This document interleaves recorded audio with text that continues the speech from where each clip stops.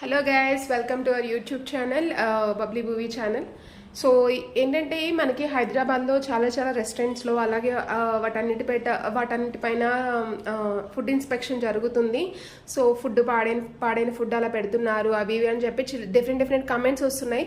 So అందుకని మేము ఈ వీకెండ్ బయటకు వెళ్ళి తిని హెల్త్ పాడు చేసుకోవడం కన్నా సో ఇంట్లో ట్రై చేద్దాం.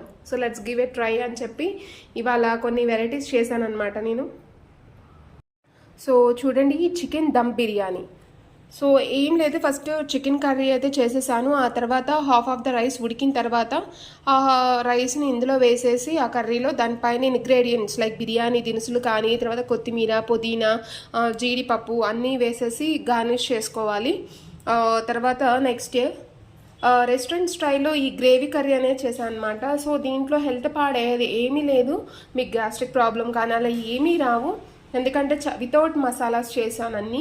సో కొత్తిమీర, పుదీనా, అలాగే ఆనియన్స్, ఒక చిన్న టమాటా వేసి దాని పేస్ట్ లాగా చేసి దానిలో అల్లం వెల్లుల్లి పేస్ట్ కొంచెం వేసి ఇలా రెస్టారెంట్ స్టైల్లో గ్రేవీ కర్రీ ట్రై చేశాను అనమాట.